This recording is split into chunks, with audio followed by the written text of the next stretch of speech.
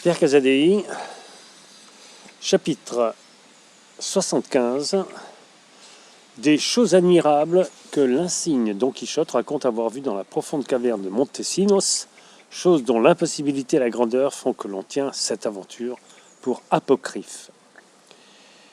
Il était 4 heures du soir quand le soleil, caché derrière des nuages et ne jetant qu'une faible lumière et des rayons tempérés, permit à Don Quichotte de conter, sans chaleur et sans fatigue, à ses 2 illustres auditeurs ce qu'il avait vu dans la caverne de Montesinos. Il commença de la manière suivante. À 12 ou 14 toises de la profondeur de cette caverne, il se fait à main droite une concavité, ou espace vide, capable de contenir un grand chariot avec ses mules. Elle reçoit une faible lumière par quelques fentes qui la lui amènent de loin, ouverte à la surface de la terre. Cette concavité, je l'aperçus lorsque je me sentais déjà fatigué et ennuyé de me voir pendu à une corde pour descendre dans cette obscure région sans suivre aucun chemin déterminé. Je résolus donc d'y entrer pour m'y reposer un peu. Je vous appelais pour vous dire de ne plus me lâcher de corde jusqu'à ce que je vous en demandasse. Mais vous ne dûtes pas m'entendre.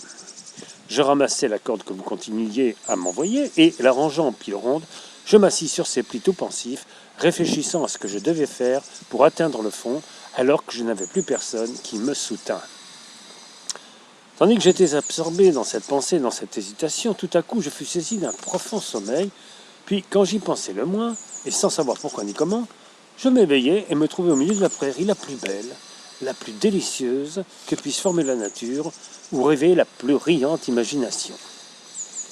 J'ouvris les yeux, je me les frottai, et vis bien que je ne dormais plus, que j'étais parfaitement éveillé. Toutefois, je me tâtais la tête et la poitrine pour m'assurer si c'était bien moi qui me trouvais en cet endroit ou quelques 20 fantômes à ma place. Mais le toucher, les sensations, les réflexions raisonnables que je faisais moi-même, tout m'attesta que j'étais bien lors le même que je suis à présent. Bientôt s'offrit à ma vue un royal et somptueux palais, un alcazar, dont les murailles paraissaient fabriquées de clair et transparent cristal. 2 grandes portes s'ouvrirent, et j'en vis sortir un vénérable vieillard qui s'avançait à ma rencontre. Il était vêtu d'un long manteau de serge violette qui traînait à terre. Ses épaules et sa poitrine s'enveloppaient dans les plis d'un chaperon collégial en satin vert. Sa tête était couverte d'une toque milanaise en velours noir, et sa barbe, d'une éclatante blancheur, tombait plus bas que sa ceinture. Il ne portait aucune arme et tenait seulement à la main un chapelet dont les grains étaient plus gros que des noix et les disins comme des œufs d'autruche. Sa contenance, sa démarche, sa gravité, l'emplacement de toute sa personne me jetèrent dans l'étonnement et l'admiration. Il s'approcha de moi et la première chose qu'il fit fut de m'embrasser étroitement. Puis il me dit: « Il y a de bien longtemps, valeureux chevalier Don Quichotte de la Manche, que nous tous, habitants de ces solitudes enchantées, nous attendons ta venue pour que tu fasses connaître au monde ce que renferme et couvre la profonde caverne où tu es entré, appelée la caverne de Montesinos. Prouesse réservée pour ton cœur invincible et ton courage éblouissant. Viens avec moi, Seigneur insigne. Je veux te montrer les merveilles que cache ce transparent alcazar, dont je suis le caïd et le gouverneur perpétuel, puisque je suis Montesinos lui-même, de qui la caverne a pris son nom. » À peine m'eut-il dit qu'il était Montesinos que je lui demandai si c'était vrai, comme on le raconte dans le monde de là-haut, qu'il eût tiré du fond de la poitrine avec une petite dague le cœur de son ami Durandard et qu'il eût porté à sa dame Bellerme, comme Durandard l'en avait chargé au moment de sa mort. Il me répondit qu'on disait vrai en toutes choses, sauf quant à la dague, parce qu'il ne s'était servi d'aucune dague, ni petite ni grande, mais d'un poignard fourbi, plus aigu qu'une haleine. « Ce poignard, interrompit Sancho, devait être de Ramon de Roces, l'armurier de Séville. »« Je ne sais pas trop, reprit Don Quichotte, mais non, ce ne pouvait être ce fourbisseur, puisque Ramon de Roces vivait hier et que le combat de Roncevaux, où arriva cette catastrophe, compte déjà bien des années. Au reste, cette vérification est de nulle importance et n'altère en rien la vérité ni l'enchaînement de l'histoire. »« Non, certes, ajouta le cousin, et continuez là, Seigneur Don Quichotte, car je vous écoute avec le plus grand plaisir du monde. » Oh, je n'en ai pas moins à la raconter, répondit Don Quichotte. Je dis donc que le vénérable Montesinos me conduisit au palais de cristal où, dans une salle basse, d'une extrême fraîcheur et toute bâtie d'albâtre, se trouvait une sépulcre de marbre, sculptée avec un art merveilleux. Sur ce sépulcre, je vis un chevalier étendu tout de son long, non de bronze, ni de marbre, ni de jaspe, comme on a coutume de les faire sur d'autres mausolées, mais bien de vraie chair et de vrais os. Il avait la main droite qui me sembla nerveuse et quelque peu velue, ce qui est signe de grande force, posée sur le côté du cœur.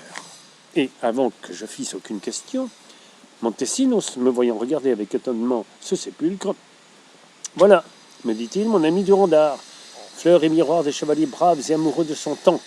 Merlin, cet enchanteur français qui fut, dit-on, fils du diable, le tient enchanté dans ce lieu, ainsi que moi et beaucoup d'autres, hommes et femmes. Ce que je crois, c'est qu'il ne fut pas fils du diable, mais qu'il en sut, comme on dit, un doigt plus long que le diable. Quant au pourquoi et au comment il nous enchanta, personne ne le sait. Et le temps seul pourra le révéler quand le moment sera venu, lequel n'est pas loin à ce que j'imagine. Ce qui me surprend par-dessus tout, c'est de savoir, aussi sûr qu'il fait jour à présent, que Durandard termina sa vie dans mes bras, et qu'après sa mort, je lui arrachai le cœur de mes propres mains. Et en vérité, il devait peser au moins 2 livres, car, suivant les naturalistes, celui qui porte un grand cœur est doué de plus de vaillance que celui qui n'en a qu'un petit. Eh bien, puisqu'il en est ainsi, et que ce chevalier mourut bien réellement, comment peut-il à présent se plaindre et soupirer de temps en temps, comme s'il était toujours en vie ? À ces mots, le misérable Durandard, jetant un cri, s'écria « Oh, mon cousin Montesinos, la dernière chose que je vous ai demandé, c'est, quand je serai mort et mon âme partie, de porter mon cœur à Belherme, en me le tirant de la poitrine, soit avec un poignard, soit avec une dague. » Quand le vénérable Montesinos entendit cela, il se mit à genoux devant le déplorable chevalier et lui dit les larmes aux yeux « J'ai déjà fait, Seigneur Durandard, mon très cher cousin, j'ai déjà fait ce que vous m'avez commandé. Dans la fatale journée de notre déroute, je vous ai arraché le cœur du mieux que j'ai pu, sans vous en laisser la moindre parcelle dans la poitrine. Je l'ai essuyé avec un mouchoir de dentelle, j'ai pris en toute hâte le chemin de la France, après vous avoir déposé dans le sein de la terre, en versant tant de larmes qu'elles ont suffi pour me laver les mains et étancher le sang que j'avais pris en vous fouillant dans les entrailles. À telles enseignes, cousin de mon âme, qu'au premier village où je passais, en sortant des gorges de Roncevaux, je jetai un peu de sel sur votre cœur pour qu'il ne sentît pas mauvais, et qu'il arriva, sinon frais, au moins enfumé, en la présence de votre dame Belherme. Cette dame avec vous, moi, Guadiane, votre écuyer, la duègne Ruidera, ses 7 filles et ses 2 nièces, et quantité d'autres de vos amis et connaissances, sommes enchantés ici depuis des années par le sage Merlin. Quoiqu'il y ait de cela plus de 500 ans, aucun de nous n'est mort. Il ne manque que Ruidera, ses filles et ses nièces, lesquelles, en pleurant et par la pitié qu'on eut Merlin, furent converties en autant de lagunes qu'à 7 heures, dans le monde des vivants et dans la province de la Manche. On nomme les lagunes de Ruidera. Les filles appartiennent au roi d'Espagne et les 2 nièces au chevalier d'un ordre religieux qu'on appelle de Saint-Jean. Guadiane, votre écuyer, pleurant ainsi votre disgrâce, fut changé en un fleuve appelé de son nom même, lequel, lorsqu'il arriva à la surface du sol et qu'il vit le soleil d'un autre ciel, ressentit une si vive douleur de vous abandonner qu'il s'enfonça de nouveau dans les entrailles de la terre. Mais comme il est impossible de se révolter contre son penchant naturel, il sort de temps en temps et se motte où le soleil et les gens puissent le voir. Les lagunes dont j'ai parlé lui versent peu à peu leurs eaux et grossis par elles, ainsi que par une foule d'autres rivières qui se joignent à lui, il entre grand et pompeux en Portugal. Toutefois, quelque part qu'il passe, il montre sa tristesse et sa mélancolie. Il ne se vante pas de nourrir dans ses eaux des poissons fins et estimés, mais grossiers et insipides, bien différents de ceux du Tage doré. Ce que je vous dis à présent, mon cousin, je vous l'ai dit 1000 et 1000 fois. Mais comme vous ne répondez point, j'imagine, ou que vous ne m'entendez pas, ou que vous ne me donnez pas créance, ce qui me chagrine autant que Dieu le sait. Je veux maintenant vous donner des nouvelles qui, si elles ne servent pas de soulagement à votre douleur, ne l'augmenteront du moins en aucune façon. Sachez que vous avez ici devant vous, ouvrez les yeux et vous le verrez, ce grand chevalier de qui le sage Merlin a prophétisé tant de choses, ce Don Quichotte de la Manche, lequel, avec plus d'avantage que dans les siècles passés, a ressuscité Dans les siècles présents, la chevalerie errante est déjà oubliée. Peut-être par son moyen et par sa faveur, parviendrons-nous à être désenchantés, car c'est aux grands hommes que sont réservées les grandes prouesses. Et quand même cela n'arriverait pas, répondit le déplorable Durandard d'une voix basse et éteinte, quand même cela n'arriverait pas au cousin, je dirais, patience et battons les cartes. Alors, se tournant sur le côté, il retomba dans son silence ordinaire, sans dire un mot de plus. En ce moment, de grands cris se firent entendre, ainsi que des pleurs accompagnés de profonds gémissements et de soupirs entrecoupés. Je tournai la tête et vis à travers les murailles de cristal passer dans une autre salle une procession formée par 2 files de belles demoiselles, toutes habillées de deuil, avec des turbans blancs sur la tête à la mode turque. Derrière les 2 filles marchait une dame, elle le paraissait du moins à la gravité de sa contenance, également vêtue de noir, avec un voile blanc si long et si étendu qu'il baisait la terre. Son turban était 2 fois plus gros que le plus gros des autres femmes. Elle avait les sourcils réunis, le nez un peu camard, la bouche grande, mais les lèvres colorées. Ses dents, qu'elle découvrait parfois, semblaient être clairsemées et mal rangées, quoique blanches comme des amandes sans peau. Elle portait dans les mains un mouchoir de fine toile, et dans cette toile, à ce que je pus entrevoir, un cœur de chair de momie, tant il était sec et enfumé. Montesinos me dit que tous ces gens de la procession étaient les serviteurs de Durandard et de Belherme, qui étaient enchantés avec leur maître, et que la dernière personne, celle qui portait le cœur dans le mouchoir, était Belherme elle-même, laquelle, 4 fois par semaine, faisait avec ses femmes cette procession et chantait, ou plutôt pleurait des chants funèbres sur le corps et le cœur pitoyable de son cousin. « Si elle vous a apparu quelque peu laide, ajouta-t-il, ou du moins pas aussi belle qu'en avait la réputation, c'est à cause des mauvais jours et des pires nuits qu'elle passe dans cet enchantement, comme on peut le voir à ses yeux battus et à son teint valétudinaire. Cette pâleur, ces cernes aux yeux, ne viennent point de la maladie mensuelle ordinaire aux femmes, car il y a bien des mois et même bien des années qu'il n'en est plus question pour elle, mais de l'affliction qu'éprouve son cœur à la vue de celui qu'elle porte incessamment à la main et qui rappelle à sa mémoire la catastrophe de son malheureux amant. Sans cela, à peine serait-elle égalée en beauté, en grâce, en élégance, par la grande Dulcinée du Toboso, si renommée dans tous ses environs et dans le monde entier.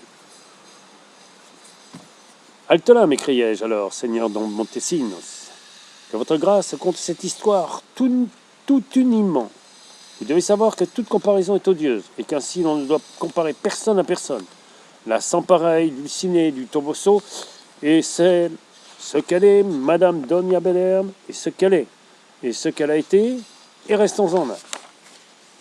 Votre grâce me pardonne, je confesse que j'ai eu tort, et que j'ai mal fait de dire qu'à peine Madame Dulcinée égalerait Madame Belherme, car il me suffisait d'avoir eu je ne sais quel vague soupçon que votre grâce et son chevalier pour que je me mordisse la langue, plutôt que de comparer cette dame à personne, si ce n'est au ciel même.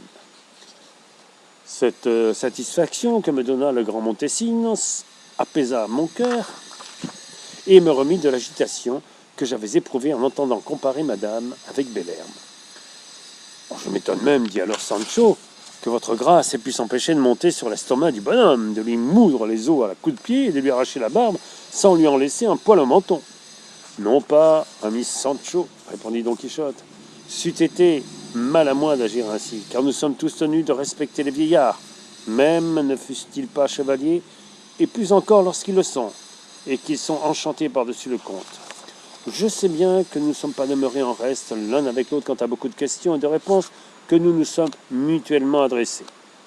Le cousin dit alors, « Je ne sais en vérité, seigneur Don Quichotte, comment votre grâce, depuis si peu de temps qu'elle est descendue là au fond, a pu voir tant de choses, a pu tant écouter et tant répondre. » « Combien donc y a-t-il que je suis descendu ?» demanda Don Quichotte. « Pas plus d'1 heure, répondit Sancho. « Cela ne se peut pas, répliqua Don Quichotte, car j'ai vu venir la nuit et revenir le jour, puis 3 autres soirs et 3 autres matins, de manière qu'à mon compte, je suis resté 3 jours entiers dans ces profondeurs cachées à notre vue. »« Mon maître doit dire vrai, répondit Sancho, car depuis, puisque toutes les choses qui lui sont arrivées sont venues par voie d'enchantement, peut-être ce qui nous a semblé 1 heure, lui aura-t-il paru 3 jours avec leur nuit. »« Ce sera cela, sans doute, dit Don Quichotte.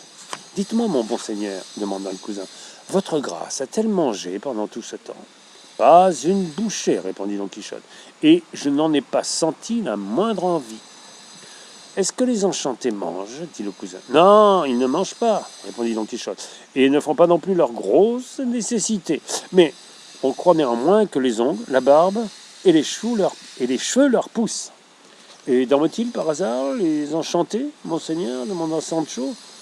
Non, certes, répliqua Don Quichotte, du moins, pendant les 3 jours que j'ai passés avec eux, aucun n'a fermé l'œil, ni moi non plus. Alors, dit Sancho, le proverbe vient à point. Dis-moi qui tu hantes, et je te dirai qui tu es. Allez donc, des enchantés qui jeûnent et qui veillent, et étonnez-vous de ne manger ni dormir tant que vous serez avec eux.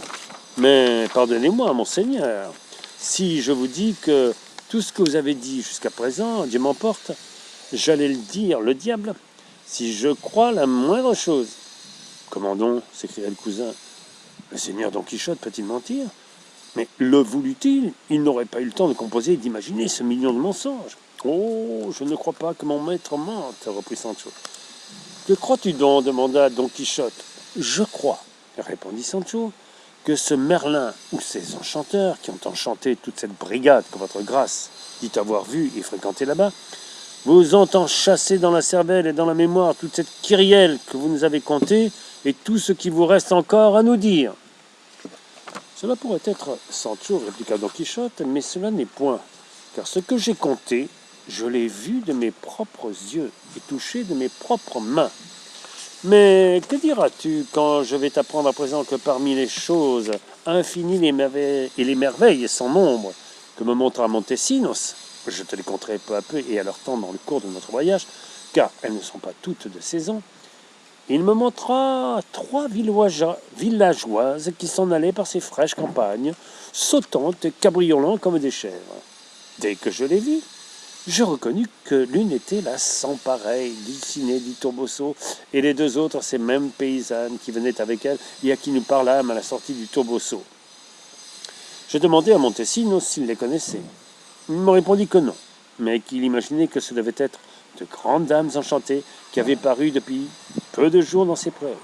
Il ajouta que je ne devais point m'en étonner, puisqu'il y avait dans cet endroit bien d'autres dames, des siècles passés et présents, enchantées sous d'étranges et diverses figures, parmi lesquelles il connaissait la reine Geneviève et sa duègne Quintagnone, celle qui versait le vin à Lancelot, comme dit le romance, quand il arriva de Bretagne. Lorsque Sancho entendit parler ainsi son maître, il pensa perdre l'esprit ou crever de rire. Comme il savait mieux que personne la vérité sur le fin enchantement de Dulcinée, dans lequel il avait été l'enchanteur et dont il avait rendu témoignage, il acheva de reconnaître que son seigneur était décidément hors du bon sens et fou de point en point. Aussi lui dit-il, « C'est en mauvaise heure et sous une mauvaise étoile que vous êtes descendu, mon cher patron, dans l'autre monde, et maudit soit l'instant où vous avez rencontré ce seigneur Montesinos, qui vous a rendu à nous comme vous voilà. Par Dieu, votre grâce, c'était bien ici, en haut, avec son jugement complet, tel que Dieu le lui a donné, débitant des sentences et donnant des conseils à chaque pas, et non point à cette heure comptant les plus énormes sottises qui se puissent imaginer. » Comme je te connais, Sancho, répondit Don Quichotte, je ne fais aucun cas de tes paroles. Ni moi non plus des vôtres, répliqua Sancho. Dussiez-vous me battre, dussiez-vous me tuer pour celles que j'ai dites et pour celles que je pense dire, si vous ne pensez pas, vous, à corriger et réformer votre langage. Mais dites-moi, maintenant que nous sommes en paix, comment et à quoi avez-vous reconnu madame votre maîtresse? Lui avez-vous parlé? Vous a-t-elle répondu? Je l'ai reconnue, répondit Don Quichotte, à ce qu'elle porte les mêmes habits qu'elle avait quand tu me les as montrés. Je lui parlais, mais elle ne me rendit pas un mot. Au contraire, elle me tourna le dos et s'enfuit si rapidement qu'une flèche d'arbalète ne l'aurait pas atteinte. Je voulus la suivre et je l'aurais suivie si Montesinos ne m'eût donné le conseil de n'en rien faire, disant que ce serait peine perdue et que d'ailleurs l'heure s'approchait où il convenait que je sortisse de la caverne. Il ajouta que dans les temps à venir, on me ferait savoir comment il fallait s'y prendre pour désenchanter Louis, Belair, Duranda et tous ceux qui se trouvaient là. Mais ce qui me causa le plus de peine et tout ce que je vis remarquer là-bas, ce fut qu'étant à causer sur ce sujet avec Montesinos, Une des deux compagnes de la triste Dulcinée s'approcha de moi sans que je la visse venir, et, les yeux pleins de larmes, elle me dit d'une voix basse et troublée: « Madame Dulcinée du Toboso, baise les mains à votre grâce, et supplie votre grâce de lui faire savoir comment vous vous portez, et comment elle se trouve dans un pressant besoin. Elle supplie votre grâce, aussi instamment que possible, de vouloir bien lui prêter, sur ce jupon de basin tout neuf que je vous présente, une demi-douzaine de réaux, ou ce que vous aurez dans la poche, engageant sa parole de vous les rendre dans un bref délai. » Une telle commission me surprit étrangement, et me tournant vers le seigneur Montesinos: « Est-il possible, lui demandai-je, que les enchantés de haut rang souffrent le besoin ? » « Oh, croyez-moi, seigneur Don Quichotte, me dit-il, ce qu'on nomme le besoin se rencontre en tout lieu. Il s'étend partout, il atteint tout le monde, il ne fait pas même grâce aux enchantés. Puisque madame Dulcinée du Toboso envoie demander ses 6 réaux, et que le gage paraît bon, il n'y a rien à faire que de les lui donner, car sans doute elle se trouve en quelque grand embarras. »« Le gage, je ne le prendrai point, répondis-je, mais je ne lui donnerai pas davantage qu'elle demande, car je n'ai sur moi que 4 réaux. Ce que tu me donnas l'autre jour en monnaie, Sancho, pour faire l'aumône aux pauvres que je trouvais sur le chemin. Et je les lui donnai en disant: dites à votre dame, ma chère amie, que je ressens ses peines au fond de l'âme, et que je voudrais être un fucard pour y porter remède. Qu'elle sache que je ne puis ni ne dois avoir bonne santé tant que je serai privé de son agréable vue et de sa discrète conversation, et que je la supplie, aussi instamment que je le puis, de vouloir bien se laisser voir et entretenir par son errant chevalier et captif serviteur. Vous lui direz aussi que, lorsqu'elle y pensera le moins, elle entendra dire que j'ai fait un serment et un vœu, à la manière de celui que fit le marquis de Mantoue, de venger son neveu Baudouin quand il le trouva près d'expirer dans la montagne, c'est-à-dire de ne point manger pain sur la table et de faire d'autres pénitences qu'il ajouta jusqu'à ce qu'il l'eût vengé. Eh bien, je ferai le jeu de ne plus m'arrêter, de courir les 7 parties du monde avec plus de ponctualité que ne le fit l'infant Don Pedro de Portugal, jusqu'à ce que je l'ai désenchanté. Tout cela et plus encore, votre grâce le doit à ma maîtresse, me répondit la demoiselle. Et prenant les 4 réaux, au lieu de me faire une révérence, elle fit une cabriole telle qu'elle sauta en l'air de 2 zones. « Oh, Sainte Vierge !» s'écria Sancho en grand cri. « Est-il possible que le monde soit ainsi fait, et que telle y soit la force de ses enchantements, qu'ils aient changé le bon jugement de mon Seigneur en une si extravagante folie? Ah, Seigneur, Seigneur, par le saint nom de Dieu, que votre grâce veille sur soi, et songe à son honneur, et ne donne pas crédit à ces billevesées qui vous troublent, et vous dépareillent le sens commun. » « C'est parce que tu m'aimes bien, Sancho, que tu parles de cette façon, dit Don Quichotte, et parce que tu n'as nulle expérience des choses du monde, toutes celles qui ont quelques difficultés te semblent impossibles. Mais le temps marche, comme je te l'ai dit maintes fois, et je te conterai plus tard quelques-unes des choses que j'ai vues là-bas. Elles te feront croire celles que je viens de conter, et dont la vérité ne souffre ni réplique, ni dispute.